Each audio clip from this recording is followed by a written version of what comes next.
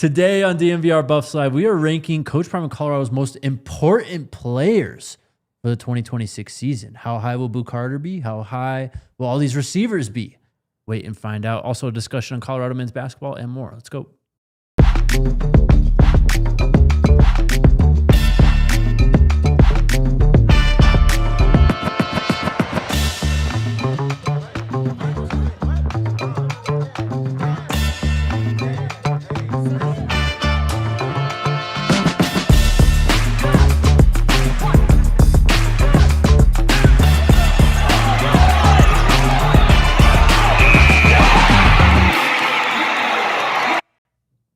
Bob Nation. Let's go. Squad. Happy Thursday and the start of the NCAA tournament. What a day it is to be a sports fan in this country. Imagine not being a sports fan. I could not. What do those people do? Couldn't even fathom that reality. I guess it's just a regular Thursday for them. Yeah, they're just waiting till the weekend probably. But they don't. Regular Thursdays, like, what does that even mean? They don't. Did they ever have a thing that's like, oh, this is the big day? Maybe like a TV show or something? I don't know. Those don't come out during the workday. Well, true. Yeah, imagine having like not being a sports fan and like thinking the weekend starts on Friday afternoon when it really begins today. Yeah, Or we're off and running. Yeah, literally, it's the weekend already. Facts. Happy weekend, everybody. Happy weekend, Freddie. We are going all the way, sir. That has been my pick in every single bracket. Hey, that's. I mean, there were one. No one else is reason. picking it, so. We had a few in our little bracket challenge. Okay. Did you get one in there, by the way? No. No. I'm not doing it if there's not a lot of money on the line. Not even for just no bragging rights, nothing. No. Fair enough. What's up, chat? Chatski. Shout out Petro. Shout out everyone in the chat today. Yes, we are ranking the top 10 most important players for the season. We're talking tournament and all that stuff. We'll talk Colorado men's basketball, the future, and more. Okay. So it's a top 10. I'm assuming we start and work our way up to number 1. Start at 10, work our way up. Sure. I feel like it might be easier to start at 1, to start at most important and go down there. That will be easier. Right? Should we do it that way then? I'm kind of thinking so, unless y'all...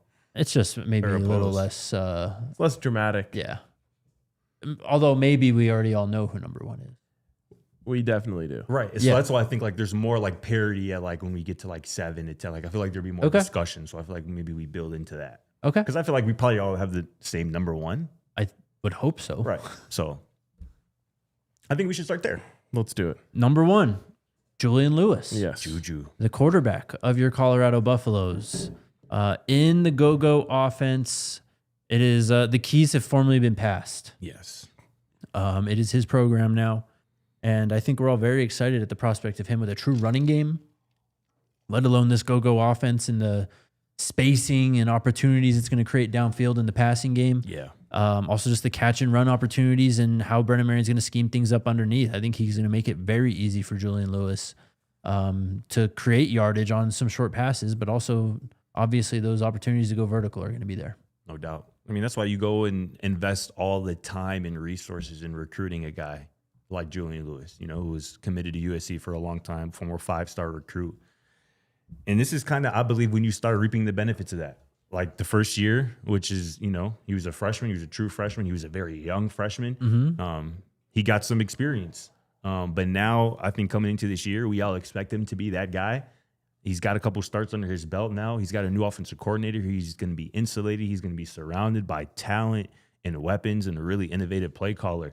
So in terms of the discussion of this, like most important, like if Julian Lewis has the type of season that we think he could have, this is going to be a really good football team, or at the very least, a really explosive and high-scoring offense. Juju, I think, has all the talent in the world. And like I said, if he has a season, the production that we think he's capable of having, I think he is going to potentially find himself among the conversations of the top quarterbacks in college football this year. Yeah, absolutely. And you guys have said a lot. Everyone knows how I feel about Juju. But to go back to a conversation that's kind of been bubbling up this week, like no matter how you feel about Juju versus Isaac Wilson, Colorado's high point, if you will, Nice. involves Julian Lewis being the quarterback. Yes. If this team is going to reach their ultimate potential, Yeah. it involves Julian Lewis being the quarterback. And that's why I think the three of us are so confident that that's not going to change anytime soon. Julian's talent combined with his ability to, diagnose defenses and all of that has an opportunity to be the catalyst that makes this team really good. No doubt. I agree. We'll put Julian at number 1. We'll get back to him once we recap the list too. Number 2, though. Now the real ranking begins. Yes. It's no longer obvious. It's no longer obvious. Anyone want to throw out a name? I'll tell you the first name that came to my mind. Probably the same name that came to mind. Probably the same for me. Well, then I guess all say it on 3. I don't think it's going to be the same. Danny Scudero? No. That's not the No. name I was thinking. Okay, I think all three of us would be different. I was thinking Boo. And I was thinking Santana Hopper. Fair. Please state Go the ahead. case. Yeah. Yeah, I mean, the defense has a long way to go from where they were last year. Yeah. And I think the interior was one of the biggest problems last year, and getting pressure was one of the biggest problems last year. Well, you have a guy who can do both. And he's done it at a high level, at a lower level. He's done it at a high level, at a lower level. If he can come up and do it here and produce at I'll even say 85% of the way he was able to produce at Tulane. Yeah. I think it could be transformational for the defense. So, I kind of cheated a little bit by just going to arguably the most important place on the field, which is the defensive line, and picking a player there. But so that's why I'm with Santana. It's a strong case. And you could maybe make a really good case for Ezra Christensen, because there's a chance that he's not even on the team still. True. Exactly. True. I mean, him just being there is super important. that's obviously an important spot. Like they have to have an interior presence on defense that prevents teams from just simply running the football whenever they want and applying just some interior pressure in obvious passing situations. And obviously that's kind of Hopper's calling card. So I certainly had him. He was going to be on this top 10 regardless. I think 2 maybe might be a little rich, but I can hear it. I think you're right though in terms of just the positional value though. Yeah. Like Yeah, that's why I went there. I think that's the most smart football savvy, like football sense ranking. And also I think you just need him to be number 2, right? Yeah. Like he was arguably one of the most important transfers of this entire offseason. He's definitely a top 5 player, I think.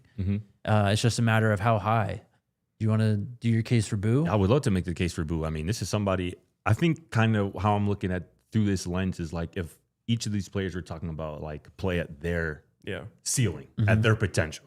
If we get Boo Carter's ceiling this year, he's going to be the best player on the team. Yeah. You know what I'm saying? Like straight up. He's going to hear his name called in next year's draft. And this is somebody who has the versatility that obviously this coaching staff covets. And again, I'm talking about him at his ceiling. This is somebody who could potentially play a role on offense, potentially. But having a lockdown nickel slot corner, potentially, I think position, importance, you can put that just as high as, I think, interior defensive lineman in terms of the nickel corner. We talked about that. Like, that's arguably the most difficult position on the field to play. And the way he plays it, I think, is a bit different than we've seen nickel corners play it. Like, he is going to be a lot more in the box. He is going to be a factor in the run game. And I think his one-on-one coverage skills are as good as anybody in terms of that nickel corner spot. So I think Boo, again, if we get the Boo Carter, at his best, he's going to be the best player on the team and certainly one of the most impactful and important.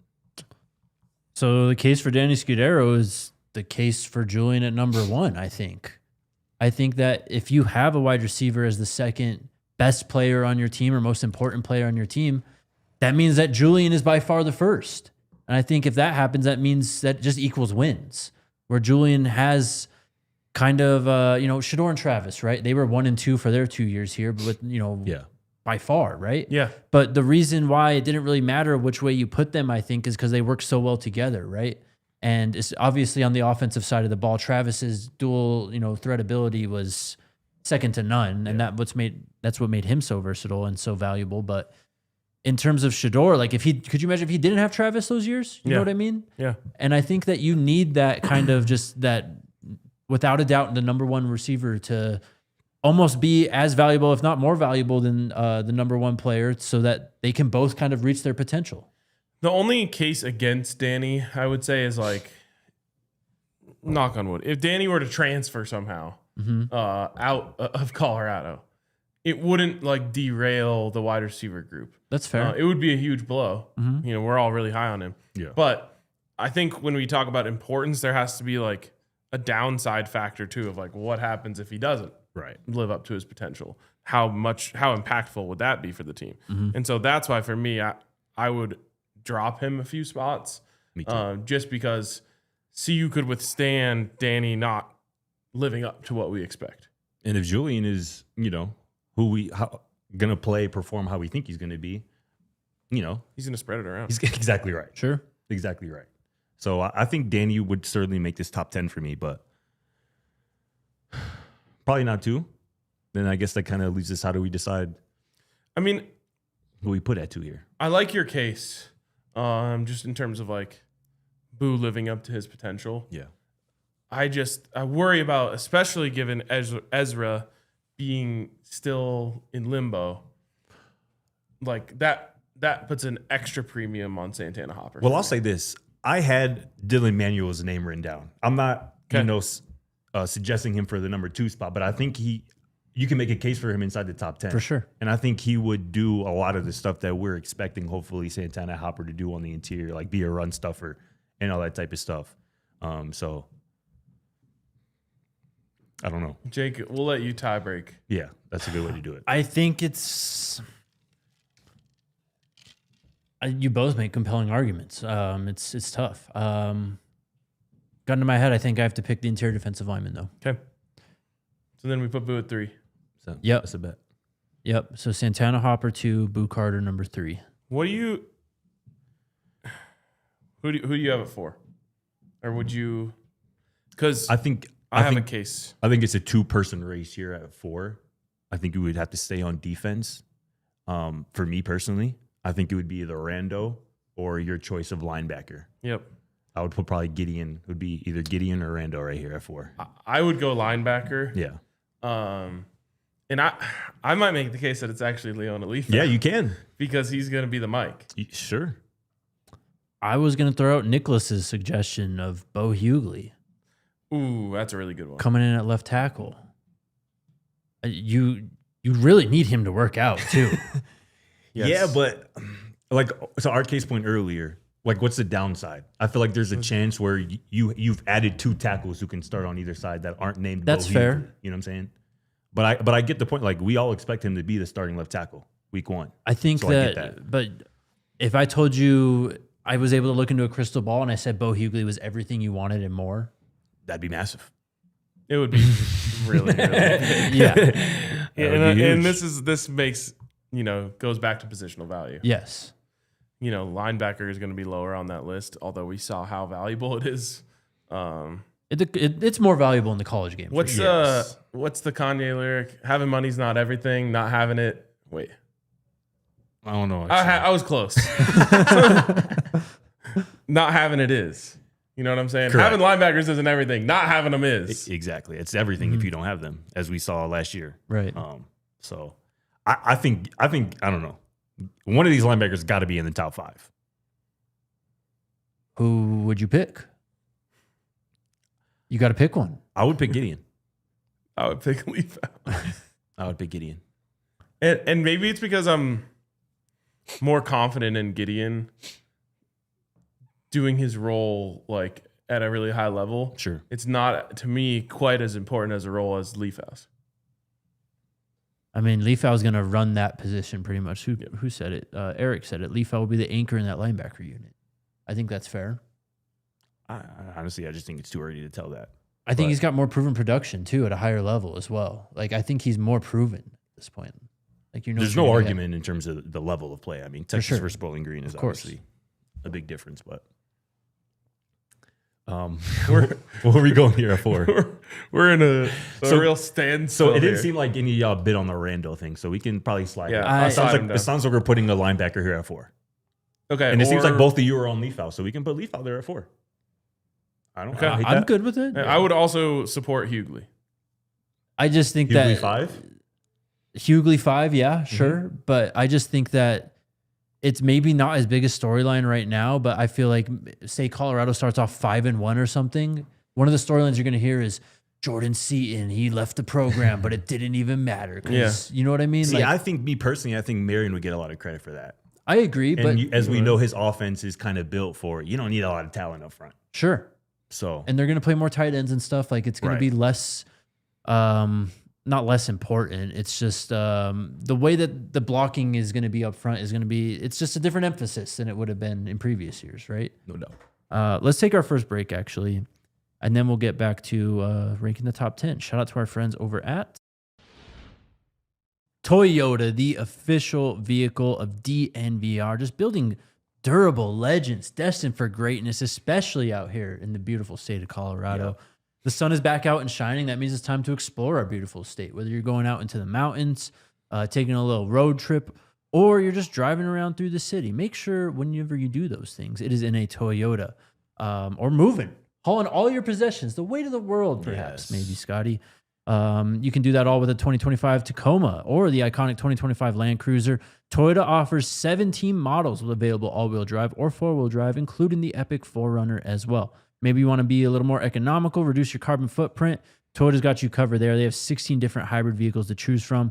And if you want to blend the two, maybe get you a little four-wheel drive action there, you got the Tundra iForce Max hybrid truck as well. Visit your Front Range Toyota stores at a location near you. AutoNation Toyota, Arapahoe and Centennial, Corwin Toyota in Boulder, Groove Toyota in Littleton, Mountain States Toyota in Denver, Stevenson Toyota East in Aurora, and Stevenson Toyota West in Lakewood. Toyota is a proud partner of Sioux Athletics and the official vehicle of DNVR. Let's go places.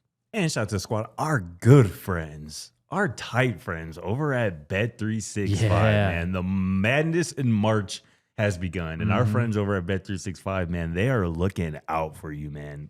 Especially with their exclusive early payout offer, man. If the team that you are riding, Jake, goes up 10 points at any point in the game, they will pay your bet out early. It just happened TCU? in the TCU game, although TCU did end up winning late in the game. But you didn't even have to sweat that out. They went up 10 points early in the first half. Instant cash with our friends over at Bet365, man. There's never been a better time to prep for the playoffs with Bet365. Prep for the tournament where winning is everything, man. So download the app, use that code DNVR365 at sign up today, man. Gambling problem? Call 1-800-GAMBLER. Please gamble responsibly. You must be present in Colorado. A $10 minimum deposit is required. Bonus bet wager excluded from returns. New customers only. 21 plus only. Time limits, minimum odds, and terms and conditions apply. In-app only. Void where prohibited. All right, back on the show, ranking the top 10 most important buffs for 2026. Point of clarification, coaches are not in this. Of course. Players, purely players. Leona Leaf out at 4. Oh, my God. What's going on over there? Update us, bro. What happened? Sienna is up 6. What? We need It's 4 still more early. points for the early payout. Oh, my God. Shout out Bet365. It's like halfway through the first, too. Yeah, it is. Wow. For a second, I thought it said 27-16, and I got really That would have excited. been crazy. Number 5. Bo Hughley. Do we have any other?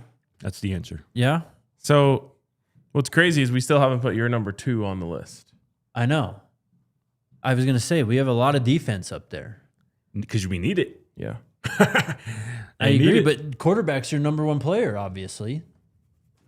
Got to help our guy out. We got a tackle there in the top 5. Yeah, we got to help him out, though. That's it. I think that's a nice little defense sandwich. Yeah. 2 offense, 3. Yeah. It's a good balance. Triple right stack. there. Yes. All right. That's fair enough. Ooh, Do we go offense here? We can edit this at the end, too. Sure. If there's a name that pops up that we need to throw in. Yeah. So this isn't set in concrete. I mean, for me, like, I don't know, like, defense is still where I would kind of go here. Really? Yeah. You go Rando Or Gideon. Ezra's name's still out there, too? I don't know what to do with that. I think we roll as if he's on the team. Okay, then he's got to be up here. But if we already got Santana up there, I feel like we can wait a little bit on Ezra. Okay. If I'm keeping it a bean. I mean, I think that a selling point for this defense could be two of your most important players in the entire team are on the defensive line, right in smack dab in the middle, though. I'm cool with Ezra here. I'm just making an argument. I'm trying to. Yeah. I like Ezra. According to PFSN, I mean, these are two of the most impactful That's true. defensive tackles in college football last year who are returning to college football. Ezra Christensen, put him in at number 6. Dion. Ease and Christensen. Man, boy, Dante Carter got some dogs Oh, he's got a lot to work with. for real. Number 7 then? Yeah, For number 7? that's kind of too perfect, eh? I mean, like I said, we talked about him last week. Like, we're starting to see him make more plays the last, let's call it 2 or 3 practices. Mm-hmm. Like, this is somebody who's going to be around the football every play. And he's massive. It's a big dude. This is Yeah. a future NFL player that we're talking about. And we're talking about production. Had a lot of it in the SEC Yeah. over the Yeah. last 2 years. A lot of production in the SEC for a good Vanderbilt team the last 2 years as well. Mm-hmm. So he comes in as polished, as proven as anybody on this football team. Yeah, whenever y'all are ready to put Rando up there, I'm ready to. Let's quickly clarify on Ezra because we haven't talked about him in a while. Yeah. It's still not official that Mhm. the team I think is operating as if he will be on the team, Yes. Exactly right. but he does not officially have that extra year of eligibility yet. For sure. We talked to some people a couple weeks ago, and that's kind of been the stance. Like, they're operating as if they're going to have them, but that has not been official yet. They're still waiting on a court date or whatnot.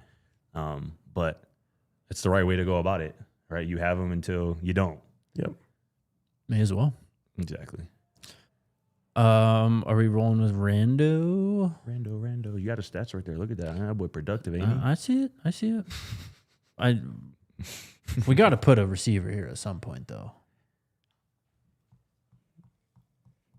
A receiver just don't come, I don't think, ahead of these other positions that we're listing. And I think it's because there's so much talent in that room. Because if you want to put Danny up there, like, Cam has as good of a case, in my opinion, as Danny. I agree. I completely agree. So I was willing to say both of them would make this list, though, but now it looks like neither. I had them listed too. I had them both, but yeah, I didn't have. I didn't have Bo on mine as one of my 10, but I went with it because I understand y'all made a good argument. I get it.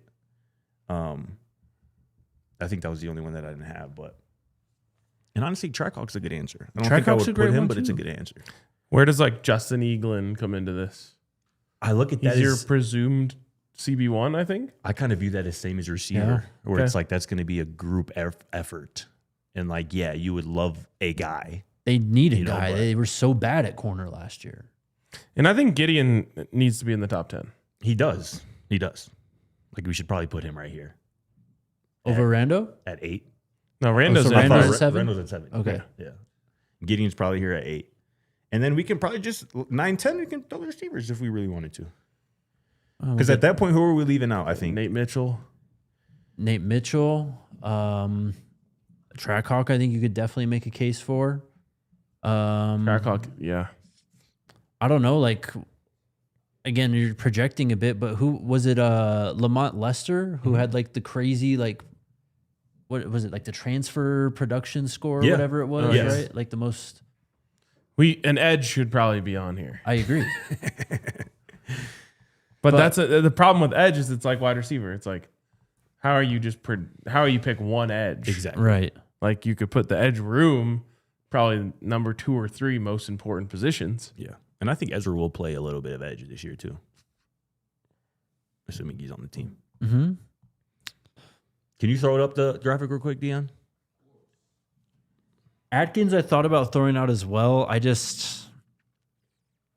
And he's very valuable. I think it's just tough to put a tight end in a list like this, respectfully. Scott Fournier brings up a intriguing name. Demetrius Hunter. I thought about him too. Yeah. And we've seen what happens when you have a bad center Yeah. and It can wreck things. literally you can't get the plane can't get off the ground, bro. Right. You know what I mean? No doubt. So No doubt. I think so. We got 2 spots left. I think we agree one of these should probably be a receiver. there's only Yeah, Oh, I think did it hit? happened. I think it Sienna? happened. I think Sienna got the 10-point lead. Obviously, if you're over at Bet365, you get early payout if your team goes up by 10. On this app. There it is, 10 point. what was that, bro? That is. Oh, there it is. That was just a free bet. Oh, How much? that boy just came up. Plus 5,000? What was it? It was plus 2,200.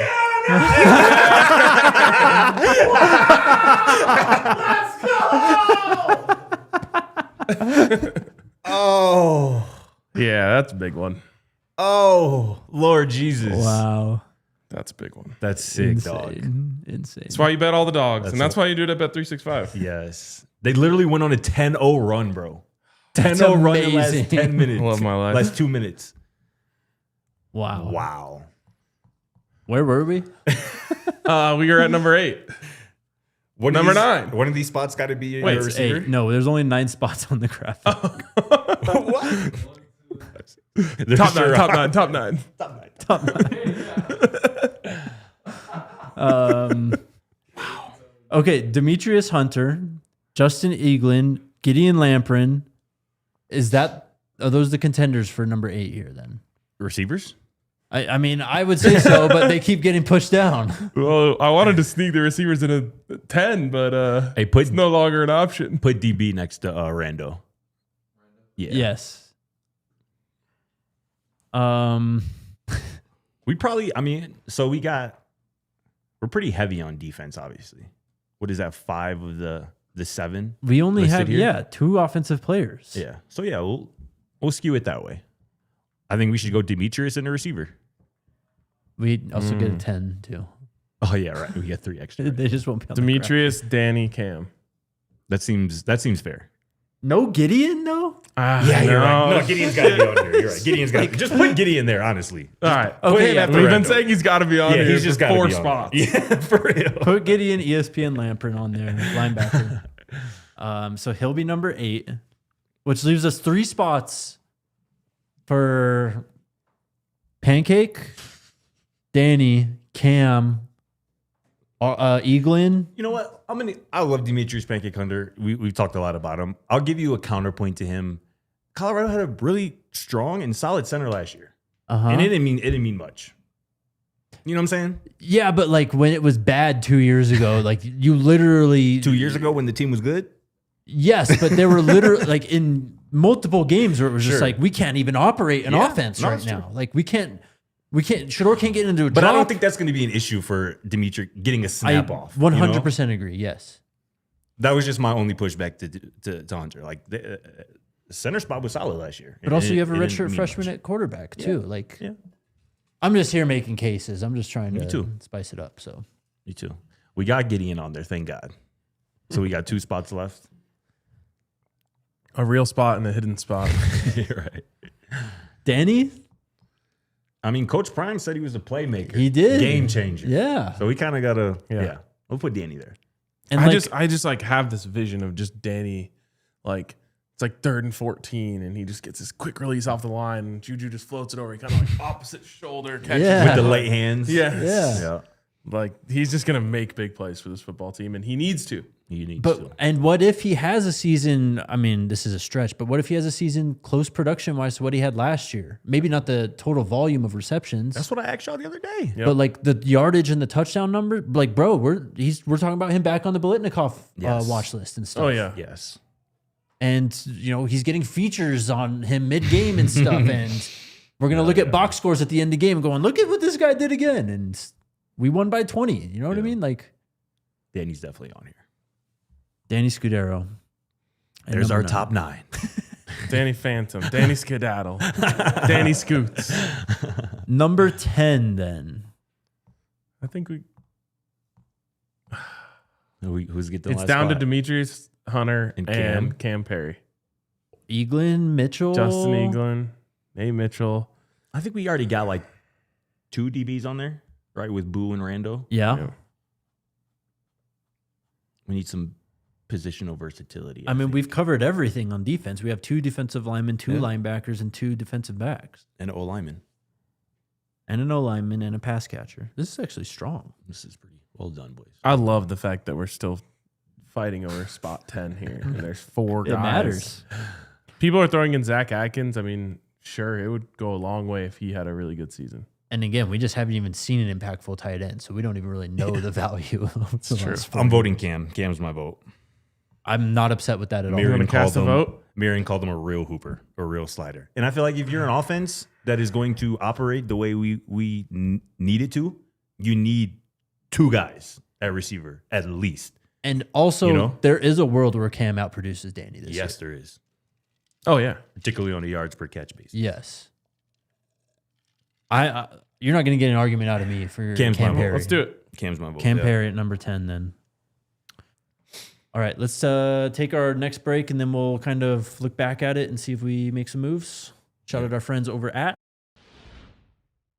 Breckenridge Brewery, the homies, man. And it is also Breckenridge Brewery season. Sure is. You got the tournament on. We're gearing up for some NHL, NBA playoffs. You know what also that means? Is DNVR bar season. Oh, yeah. Come hang out with the squad Pull up. down here at the bar. You know it's going to get packed as soon as we hit that Avs and Nuggets playoff stretch. But, early morning opening today for the tournaments. We got some butts and seats at least. And Bar's cracking right now. they are drinking the Breckenridge brews. That's for damn sure as well. Whether it's the Avalanche Amber Ale, the Mile High City Golden, the Broncos Country Pale Ale, Scotty's favorite, the Fun Slinger, or my favorite, the Mountain Beach Sour, Breckenridge Brewery has you covered. They've been doing it for 33 years. It all comes down to their love and passion for making good beer. Shout out to the Farmhouse down in Littleton. That place is awesome. Great food, some new brews that maybe aren't even available here at the bar or in stores that you can try over there.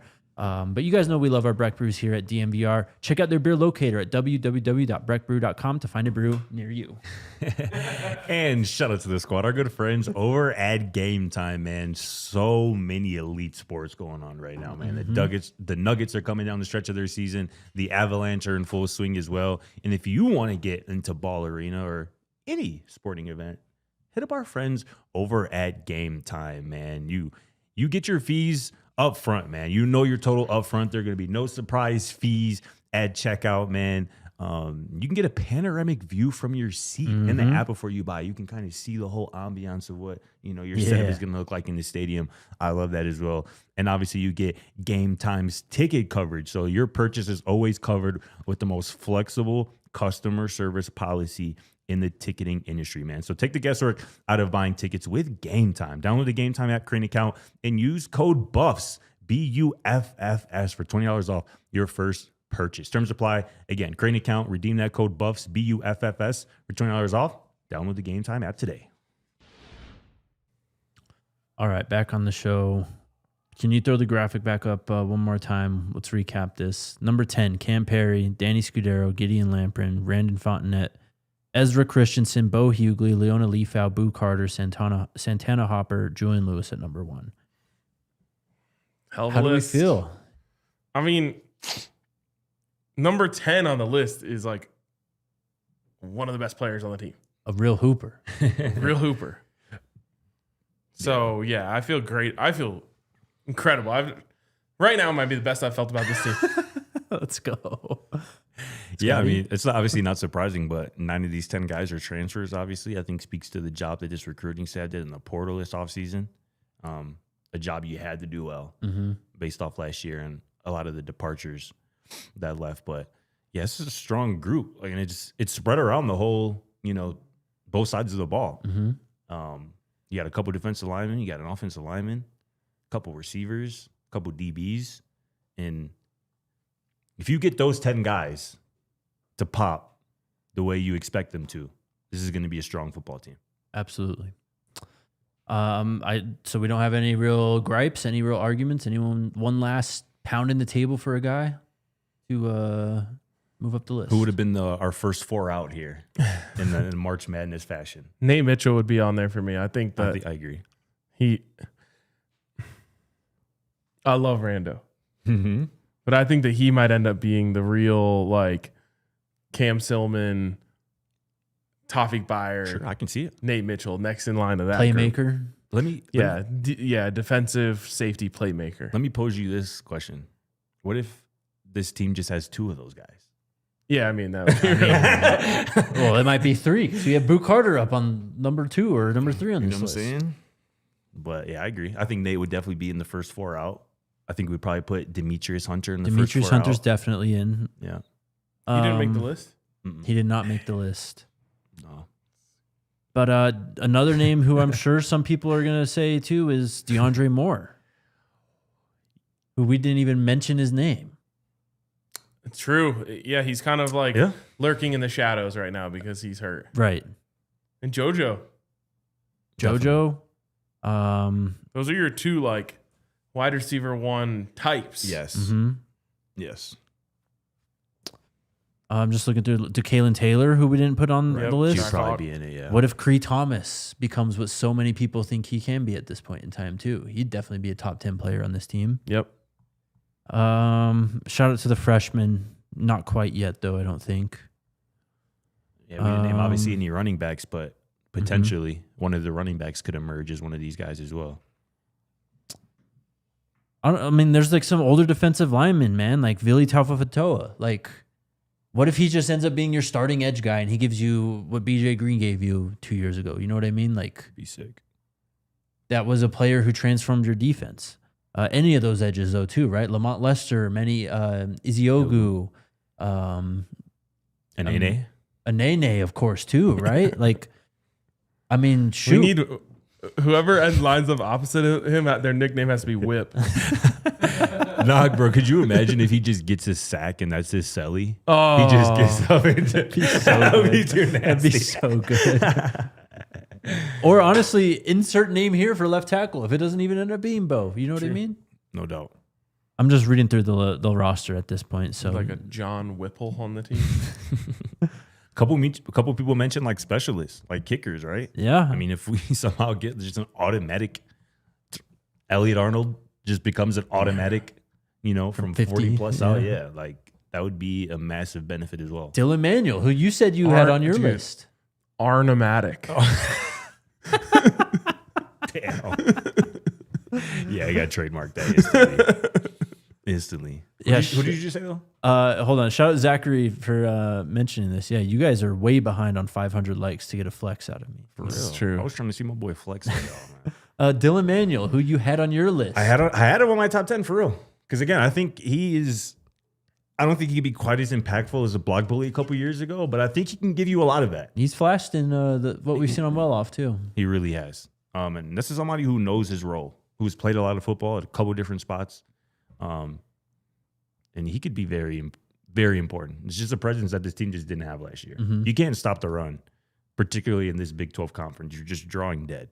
And you need guys like that, like Dylan Manuel, to kind of just be that first line of defense and deter you a lot of times from even trying. Mm-hmm. I think that's a big battle as well. Like last year, teams were more than willing to run the football in Colorado on first down, second down, third down even. Yeah. And a lot of times if you just can put up a fight early in games, you deter teams from even trying it later in games. And I think that's something that Dylan, Ezra, Santana could potentially bring to this defense. It just gives you got to give the opposing offense something to think about, as opposed to just the easy out. We'll just run. Even when it's third and long, they're like, you know what? We'll just run. Even if we don't get it, it's okay. Yeah. One of the most deflating things that can ever happen to a team is allowing a 3rd and 7 draw to go for a first down. Or just a base run play, Yeah, honestly. true. Like it's borderline disrespectful almost. It is. All right. We feel good about that then? I feel great about it. Let's go back to the top of the list though. And do our Xfinity X Factor for the week. Yes, sir. With our guy, Julian Lewis. Shout out Xfinity, man. Imagine that. Get their Wi-Fi for 5 years. Locked in over at Xfinity. Julian Lewis, though. Sorry, Dion. One more time. Can you pull up the list, please? So, obviously, we have a lot of defense on this list. And we ended up putting Bo Hughley at 5. You get the 2 wide receivers to round out the list. But his supporting cast is going to be greatly improved compared to last year, at the very least, right? And we didn't even talk about a running back really besides Track Hawk. But the fact of having just an improved run game in damn near any aspect is going to do wonders for Julian and what he can do on a play in, play out basis for this team. I mean, I think about the fact that in Julian's 2 starts, Jordan Seaton didn't play in either of those games. Mm-hmm. In those 2 starts, Colorado running backs averaged 2.9 yards a carry. And in those 2 starts, well, I would just say he's got a better receiving core now. He's got better weapons. Mm-hmm. Like those are 3 massive benefits, not even including the added benefit of having Brendan Marion designing, innovating, and calling plays for you. So we were impressed. I personally was impressed with Julian those 2 starts, particularly how he took care of the football in some adverse situations. But now it's just going to be opened up, and he is going to get layups. Brendan Marion hosted a space yesterday on Twitter, which I thought was super dope. I feel like you never did No you see way. that? I didn't know that. Yeah, he hosted a Twitter space yesterday. He was like, "Let's just talk football." You gotta text the boys, bro. My fault. Well, RC texted us. Oh my God, it's getting worse. I caught the end of it. But the last question he was asked just about was from a fan, like a follower of his on Twitter, just about like what he thinks about like scheming guys open and like one-on-one type of stuff. And he was just talking about like all of that, like how it all kind of just relates back to the quarterback, like getting him easy passes early in the game so he can get in the rhythm. And that's just what he's going to do for Julian Lewis. Like nothing was easy for Juju last year. No. Nothing. And even the great plays were stuff that he had to kind of get out the mud. And just all the easy opportunities, the layups that he is going to be provided by this offense and this play caller is just going to allow us to see the best version of him and see, I think, the ceiling. So super excited about that.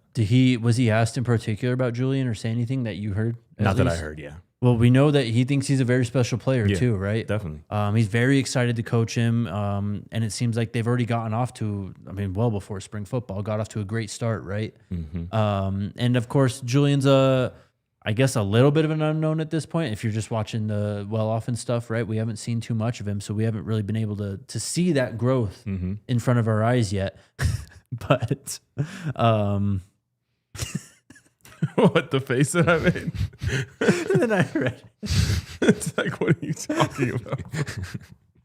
either way, we know how this coaching staff feels about Julian Lewis and his potential, and it's, to me, it sounded like a coaching staff who's ready to witness like the arrival of a just true player, man. Like this guy is going to be an impact player, very clearly the most important player on this team, and someone who can formally carry the torch that Shedeur kind of passed down to him. Yeah, I have a feeling there's going to be a moment in this season where we look back at the chatter from early this week. I agree. And laugh. I agree. I'm right there with you. So there you go. That is our Xfinity X Factor presented by Xfinity. Imagine that. I would also like to push back on something that I've seen come up on comments on Twitter as well. People referencing the spring game. It's a practice. It's a practice, y'all. Glorified. If you, Dion, bro, Yeah, Dion, put the get mic on on. bro, and tell these folks what a spring ball really is, Spring game. ball is a glorified practice. Spring game. Spring man. game, thank you. Spring game is glorified practice. Pretty much like the spring game. It used to. I feel like it used to be like a bigger thing because we used to actually split up the teams, and it's not just like ones versus ones, twos versus twos, or ones versus twos, twos versus ones, whatever. Yeah. You know. So like it used to feel like a real game, but it's legit like trying to learn the offense, trying to get used to like the playbook, For sure. the rhythm of the offense, the chemistry with the team, like timing with your quarterbacks and stuff. Like For sure. Kind of like a little bit of a dress rehearsal for like getting ready for the game, going out of the tunnel. yeah, all that. And Yeah. we do that too. Yeah. We walk through that too. So We're like Ralphie's going to be running too, I believe. Yeah, Yep. that whole thing. Exactly. So it's like, and it's more than like PRPs or like, you know, like just doing Yes. it like that because you're actually in a football environment with pads on, with the helmet, like, you know. So it's the closest simulation that you can get, but like it's pretty much glorified practice. That's it. Exactly right. What's the most important part about spring practices to you? Is it just like playbook and stuff, like you kind of Playbook, mentioned? Yeah. Like even when Prime first got there, like the biggest thing was like learning Sean Lewis's playbook. Like getting all of that like into the system because like you're gonna do all installs, but by the time we get to summer, is legit redoing everything you learned in spring. So let's just say spring is 7 installs. Summer is legit like, okay, over these 7 installs, we about to like make sure we polish these. When you go into fall camp, you're starting back from install 1. By the time you get to week 2 or 3, you're at install 7. And then from there you build. You know, it's like, okay, we're gonna add a little wrinkle. You know, so like you're getting the base fundamentals of the playbook in spring ball. Well said, brother. Love it. Yeah. Well, I had to ask. See you buff running back. Our guy, Deion Smith, super producer. Why did that come up for you? Because I've seen a lot of people like, just wait till the spring game. Like, I saw somebody say, like, whoever performs best in the spring game should be the starter going into the fall. No, and that's we're just not doing that, y'all. Like, it is a glorified practice. There is some evaluation going on, certainly. Because this is like kind of your first kind of live, so to speak. Sure, of course. Kind of, reps and film to evaluate and whatnot. But starting jobs are not going to be won on April 11th, y'all. No. I promise you. It's part unless you play for Southern. Sure. Yeah, maybe. As Dion was saying though, spring is just part of the process though, right? Like, yes. Of course, as you said, there are evaluations and there's maybe some depth chart like going into the fall, like figuring out is going on at that point in time, right? But if you think that, how many things do you think carried over from the spring game the last 3 years that we just do you remember like it's week 3 and we're like, oh, see, we saw this in the spring game. Tristan Maroy. Exactly. Isaiah Hardge going off at running back. Yeah, exactly. Like some of the most important things I think we learned over the last 3 or 4 spring games was Shador's him, which was, I don't even think we need a spring game for that. Right. LeJounte kind of popped. LeJounte did pop. Montana was the guy of the spring that first spring year, and he got left. himself a paycheck. Exactly. And then, we learned that we didn't have good running back depth the last 2 years, which I guess is, sure, you can point to the spring game saying we knew that, but that was also last year, just a battle of health. Yeah. I think there was 1 year where we didn't even like have a defensive line. At the spring game. Yeah. No, there was no defensive tackles pretty much. Yes.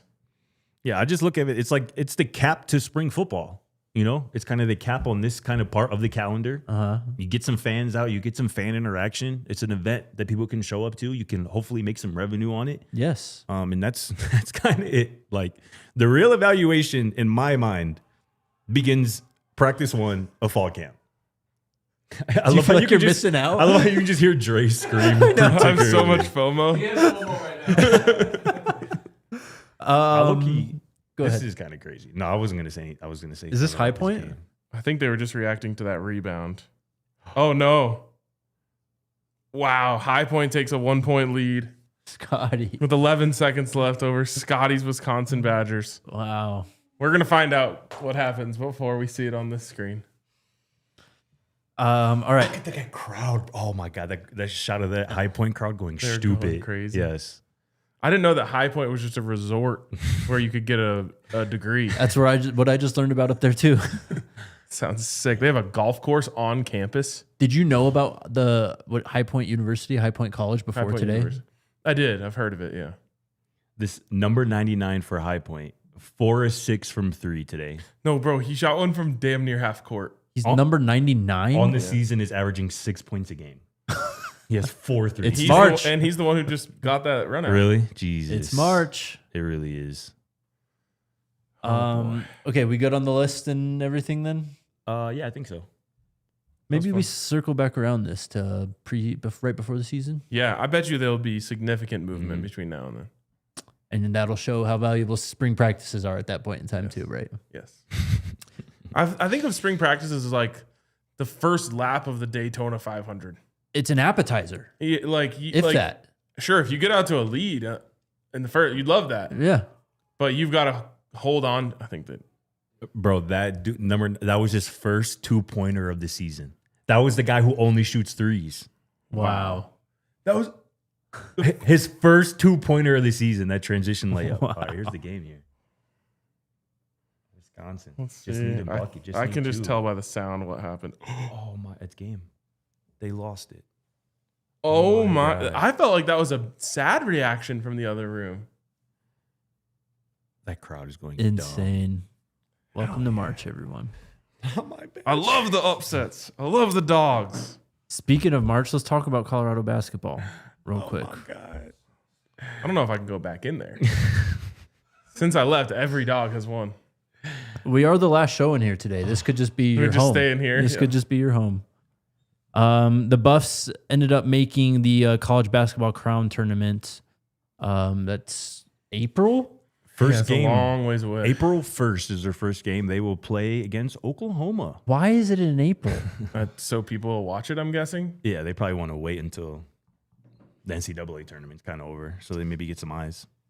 Either way, they do make that tournament, but the most important part of their next few seasons starting right now, pretty much with the transfer portal and recruitment.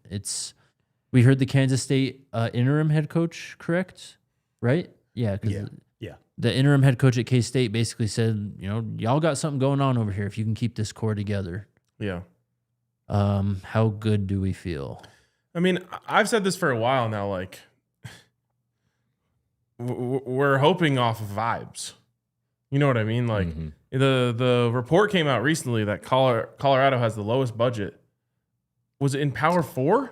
Yeah, so Yes. they have spent the most. So Matt Brown at Extra Points. And this is operating costs, right? Yes, this is the operational budget. He missed the front end of the one-on-one. Oh. Yeah.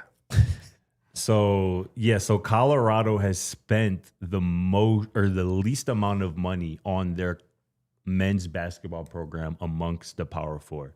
So specifically, this isn't like strictly NIL, right? This is this number includes all the money a school spends on coaching salaries, administrative salaries, scholarships, travel, software, recruiting, and all sorts of other operational expenses. It does not include athlete revenue share payments. Again, a lot of these numbers. So like number one team spent was Indiana. Right, but you can compare the investment on those things to the investment on the other thing. You know what I'm saying? Teams that invest in the program are going to invest more in all of that, and then that's going to For sure. filter down to more money for the players. So like I said, like we're hoping off of vibes that the team wants to stay together, that they're like, let's do this. Let's grow this together because we know that the investment's not going to be there. Yeah. And that's just like the cold, hard truth. Mm-hmm. And so I don't feel good about it.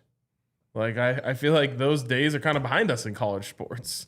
Let's go out there and do something special together. It's like, let's all go get a bag. It feels like the basketball program is kind of where the football program was in 22.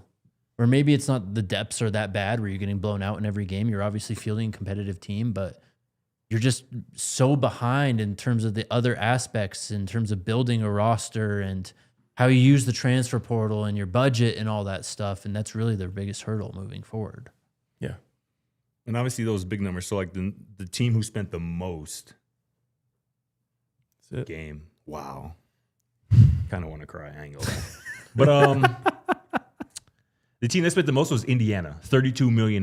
But part of that was like they're paying coach buyouts. Yeah. And obviously Colorado hasn't had to deal with that. Mm-hmm. Yeah. And that's like a big reason for a lot of these like big numbers. But yeah, I mean, having the lowest operational budget among the Power Four is never ideal. Like No. High Point, who we just watched, their roster in terms of what they're paying for, or at least the operational budget, is very similar to Colorado.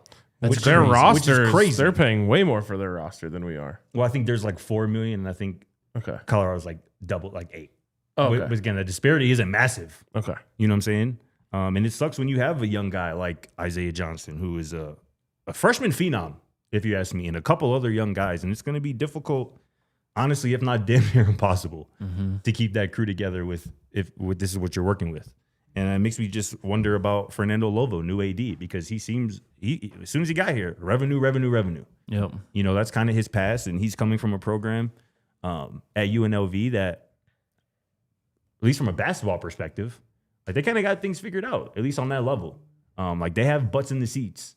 And Talk about UNM? Yes, thank you. Yeah. I don't know why I say UNLV. He was at Yeah, New Mexico. Thank Same you. colors, same conference. Yeah. For real. I always It's all mix good. those up. Like they got butts in the seats, and they're generating revenue for that men's basketball program, and I know that's going to be top priority for Lovo over these next couple years and seasons. It's New Mexico's just a basketball school though, right? Like they did nail this hire with Eck and all that, and yes, Lovo was there and had to be a part of that process to bring him in, right? But New Mexico, and correct me if I'm wrong, because I do know that I know a lot of the CU basketball longtime fans and stuff, right? So like, but it's just UNM. That's just like the culture out there is basketball. Yeah, of course. And maybe that's just the disparity out here in college. Like this is a football school. I don't think anyone's arguing that, right? I feel like I could count on maybe two hands, maybe one hand, the people I know who are bigger Colorado basketball fans than Colorado football fans. Like that is a very, very small group. Definitely. And guess what? None of them are billionaires. Right.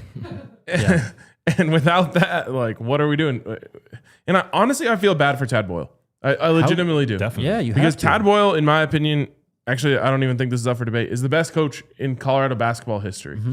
And the reason how he became the best coach in Colorado history was by finding gems, 3-star gems for the most part, and developing them into NBA players. For sure. And he's done that at a rate that has never even been touched by anyone else at this school. And it's just not the game anymore. And you can't do that anymore. And what a shame.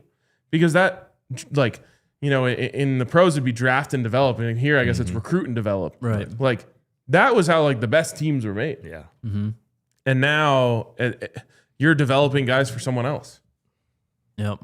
And I feel terrible for him because I think that had he been able to keep some of these teams together, I mean, we're watching Javon Hadley hoop for Louisville right now in the tournament. Yep. It's like that team had 3 or 4 guys who just ended up going all the different places. And Hadley's literally an example. He played at a very small school before transferring to Colorado. Yep. If I'm not, it might have been D2. I think it was the D2 Yeah, school. I think so. I don't think so. Which part?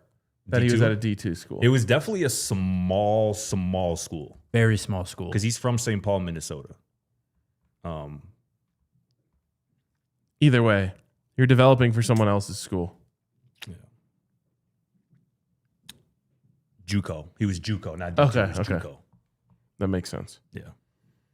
But also, I mean, I think at the same time, because you have that development aspect from Tad at this point in time, and I don't know, it seems like he's going to be back next year, Yeah. right? It's one of those things where if you just had a little bit more money, you could even lean into that more. It's just you're getting outpaced so much by the other bidders out there who they're just ravaging your roster, honestly. And here's some real. If it weren't for Coach Prime, the football program would be in the exact same place. Absolutely, it would. 100% it would. It already was. Yep. Before he got here. I mean, we watched Christian Gonzalez come in and go off and go to Oregon and become a first-round pick. We watched Mekhi Blackman do that. Like, it was already happening. We would be getting ravaged completely. Yep. And we wouldn't be getting anyone anyway. The guys that we found would be gone. Well, Coach Prime changed the transfer rules. Yes. Yeah, exactly. He got it so we could even get transfers in here. Academically, you're talking about, right? Yes. Yeah. So, yeah, as we watch this team, I hope I'm wrong, but as we watch this team get picked apart this offseason, that's where we could be on both teams. Yep. Thankfully, we don't have that problem in football right now. Yeah. Yep. I mean, these type of programs, talking about the basketball, like they turn into feeder programs Yeah. for the actual spenders. Yeah. Like if you have the smallest operational budget in the Big 12, which is arguably the best basketball conference, your best players are going to end up at Houston and whatever. And even Houston's head coach this year was talking about that. Oh, yeah. Not having enough money, which He is said they didn't have no money, but they have a lot of money. that's literally was my reaction. I'm like, come on, Coach Sampson, like be for real. No, like I just let me get a little more. I need one more Oil player. bubbling up on campus. But this is like Dabo bitching about Yes. tampering too, right? Yes, exactly. And same with Pete Golding. Like it's Lane Kiffin who's kind of leading. You know what I mean? It's like it's the rich complaining about it, but they're the ones who benefit the most from it. Exactly right. Exactly. It's just it's a bad place in time for college sports right now in all aspects. Yeah. Olympic sports are even in a worse spot. And it's not because of the same issues. They're just losing all their funding. And this was a couple of days ago. Like this is, I think, a perfect encapsulation of where his basketball program is at. Jaquay Randolph tells On3 he's there from the following schools since entering the transfer portal. Colorado's at the top of the list. He was a really good player last year or this past season at Southern Wesleyan University. That's what they got to go after. Crazy, bro. You know, it's unfortunate. I think dude can play. He averaged like a double-double last year. He averaged 20 and 15, which is crazy. And we've seen that, right? They had to go get Elijah Malone from D2. They had to get Trevor Baskin from in-state small Colorado school. Like, it's kind of where we're at right now, unfortunately. And like you said, I definitely feel bad for Tad because it's a hell of a coach right there, no doubt. Yep, we'll see what happens, I guess, with this team. Anything else? Get out of here. Let's get back to March Madness. Chat, we'll be back tomorrow. Friday vibes only. See you then. Let's go Buffs. Go Buffs. We all silly like the mayor.